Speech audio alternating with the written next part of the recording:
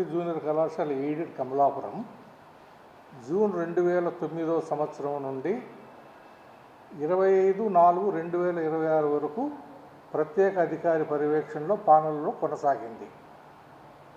గత 4 సంవత్సరాల నుండి విద్యార్థులు లేక, తద్వారా పనిభారం లేక సిబ్బందిని ఇతర కళాశాలలకు సర్దుబాటు చేయడం వలన కళాశాల మూతబడింది.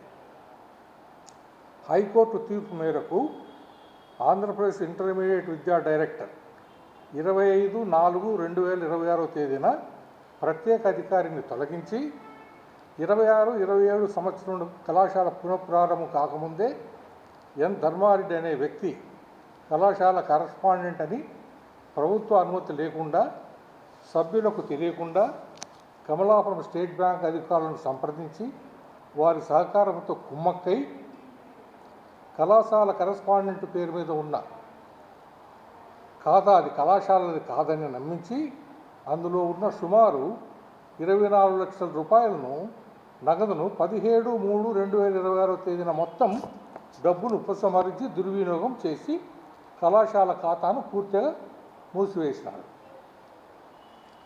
ఇప్పుడు ఎప్పుడు రెస్టోర్ అయినాడు?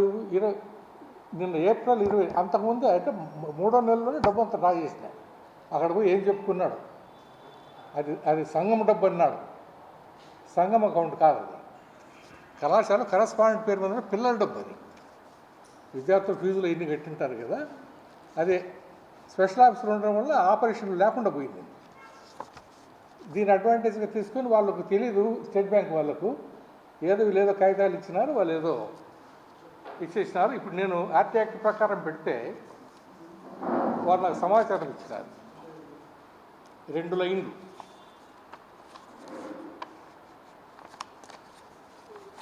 స్టేట్ బ్యాంక్ మేనేజర్ ఏమంటాడంటే, మా కోర్టు దాంతో వాటితో తింటున్న పని లేదండి, వాళ్ళేదో సంఘం డబ్బు మేము డ్రా చేసుకుంటామంటే ఇచ్చేసినామన్నాడు. జడ్జిమెంట్ ఇచ్చినారు, కోర్టు జడ్జిమెంట్. వాళ్ళు చదివి ప్రభుత్వం మిమ్మల్ని రెస్టోర్ చేసిందా లేదా అని కూడా అడగలే. వాళ్ళు మీ హోదా ఏమి, మీరు గుర్తింపబడిన కరస్పాండెంట్ అని అడగలే. వీళ్ళేదో పోయినారు, డబ్బు డ్రా చేసుకున్నారు, అకౌంట్ క్లోజ్ చేసి పారేసినారు పూర్తిగా. అది సంక్షిప్తంగా. నా పేరు ఓ రామచంద్రారెడ్డి. సరస్వతి జూనియర్ కళాశాల 20 ఏళ్ల క్రితం ప్రిన్సిపాల్గా రిటైర్ అయినాను. అప్పటి నుంచి కూడా ఎక్స్ ఆఫీసర్ మెంబర్గా కంటిన్యూ అవుతున్నాను నేను.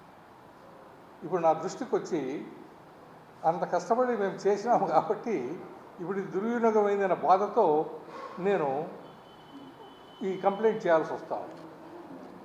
దీన్ని అధికారులకు అందరికి కూడా పంపించినాను, ఈ రకంగా జరిగిందండి అని. మరి ఒక్కసారి మీ ద్వారా ప్రజానీకానికి తెలిస్తే ఇది విచారణకు రావాలని నా ప్రార్థన. ఇది డబ్బు దుర్వినియోగమే. ఇంకా 60-70 లక్షల రూపాయలు కళాశాల కాస్కోప్ ఫండ్ కూడా ఉంది. అది కూడా ఇట్లా పెట్టి బ్యాంకు వాళ్ళను ఏమైనా చేసినా చేయవచ్చు. కాబట్టి దాన్ని కూడా నిరోధించాలి. ఇప్పుడు ఈ సంవత్సరం అనాథరైజ్డ్గా మొదలుపెట్టుకున్నారు. ఇంతవరకు క్లోజ్ అయ్యిందండి. ఈ సంవత్సరం అనాథరైజ్డ్ వాళ్ళు మొదలుపెట్టుకున్నారు. ఇది ఇంక మొదలు కాకముందే ముందుగానే డబ్బు డ్రా చేసుకున్నారు. ధర్మారెడ్డి అనేటువంటి అనాథరైజ్డ్ కరస్పాండెంట్ ఉందండి. ప్రభుత్వ గుర్తింపు లేదు అప్పటికి. ఇతను ఎప్పుడు గుర్తించినారు? కోర్టు ఆర్డర్ను పెట్టి మేనేజ్మెంట్ను కరస్పాండెంట్ రెస్టోర్ చేయమని ఇంటర్మీడియట్ ఎడ్యుకేషన్ అడిగినాడు. అడిగితే వాళ్ళు ఎప్పుడు రిజిస్టర్ చేసినారు? నిన్న ఏప్రిల్ 26వ తేదీన రిజిస్టర్ చేసినారు. ఈ డబ్బు అంతకుముందే విత్డ్రా అయిపోయింది. అంతవరకు అంటే పాత కోర్టులో కేసు వేసినప్పుడు ఉన్నటువంటి వెంకటరెడ్డిని తొలగిస్తూ ఇప్పుడు మిమ్మల్ని గుర్తిస్తున్నామని, ఆ గుర్తింపు రాకముందే డబ్బంతా డ్రా చేసినాడు. Aided college. ఎందుకు ఎయిడెడ్ కాలేజ్ ఏంటంటే దాంట్లో 3 ఎయిడెడ్ సిబ్బంది ఉన్నారు. వాళ్ళు పనిభారం లేక 4 సంవత్సరాల క్రితం బయటికి పంపించేసినారు. అయితే ఇప్పుడు కావాలంటే వీళ్ళు అడిగితే మళ్ళీ వాళ్ళు ఎన్నిక రావాల్సిందే. అయితే ఇక్కడ వర్క్లోడ్ ప్రాబ్లం ఉండడం వల్ల గవర్నమెంట్ వాళ్ళని ఎన్నిక పంపించే ఇదిలో లేదు. ఎందుకంటే ఇప్పుడు విద్యార్థులు ఇది 4 ఏళ్ల నుంచి మూతపడిపోయి చాలా సమస్యలు ఎదుర్కొనింది కాబట్టి ఎవరు ధైర్యంగా చేరే పరిస్థితి లేదు కాబట్టి ప్రభుత్వం చర్యలు చేయకుండా వాళ్ళ సర్వీసెస్ను వేరే కాలేజీలు ఉపయోగపెట్టుకుంటా ఉంది. ఇప్పుడు అంతా ఎవరినో వాళ్ళని పట్టుకొని చేసుకుంటూ ఉండాలి. ఆ 2-3 రిటైర్ అయినంత వరకు దాని పేరు ఎయిడెడ్ కాలేజీ అని పిలుస్తారు. ఆ సిబ్బంది క్లోజ్ కావాలి ఆ స్కీమ్. 4 ఏళ్ళు 4 ఏళ్ళు అయిపోయింది.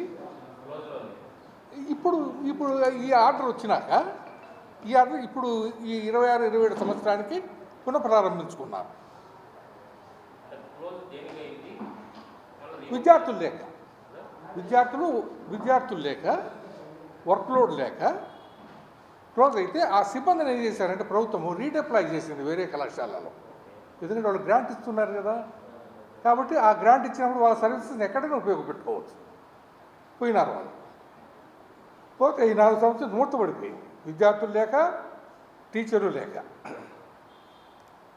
ఇప్పుడు ఏదో హడావుడిగా డైరెక్టర్ ఆఫ్ ఇంటర్మీడియట్ ఎడ్యుకేషను నన్ను కరెస్పాండెంట్గా గుర్తించినప్పుడు ఇప్పుడు 26-27 సంవత్సరం నిన్న జూన్ నుంచి ఒక అన్ఎయిడెడ్ సెక్టర్లో మొదలు పెట్టుకున్నారు. అన్ఎయిడెడ్ సెక్టర్ అనుకోండి ఆల్మోస్ట్, ఎందుకంటే ఆ స్టాఫ్ ఇంకా రెస్టోర్ కాలేదు కదా. ఒక 3-2 ఉన్నారు ఎయిడెడ్ స్టాఫ్. వాళ్ళు ఎక్కడో ఉన్నారు, రాయచోట ఒకడు, అక్కడ ఒకడు, ఇక్కడ ఒకడు ఉన్నారు. దీన్ని అడ్డం పెట్టుకొని అంటే ఈ కరెస్పాండెంట్ రెస్టోర్ కాకముందు అతని గుర్తింపు లేకముందే ఈ డబ్బులు డ్రా చేస్తుంది. కరెస్పాండెంట్ అకౌంట్ అంటే it is meant for college operation. సంఘం అకౌంట్ వేరు. సంఘము వాళ్ళ ప్రెసిడెంటు ఆ అకౌంట్ వాళ్ళు ఆపరేట్ చేసుకుంటారు.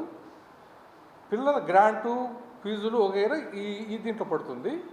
దీనికి సంఘము ప్రతి సంవత్సరం కరెస్పాండెంట్ నియమించుకుంటుంది. అయ్యా నువ్వు కళాశాల వ్యవహారాలను చూసుకో అని చెప్పి అతను ఆపరేట్ చేస్తుంటాడు. అతని మీద కంప్లైంట్స్ వస్తే సంఘము అతని మధ్యలో తొలగించవచ్చు, మళ్ళీ నెక్స్ట్ జనరల్ బాడీ ఎలక్షన్ వరకు ఉంచి తొలగించవచ్చు.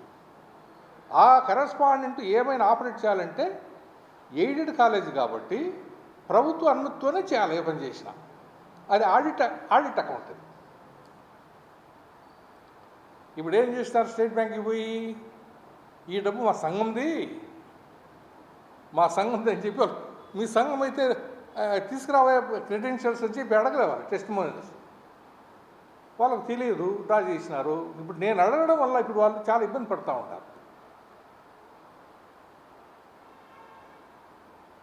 అట్టకూడదు కదా.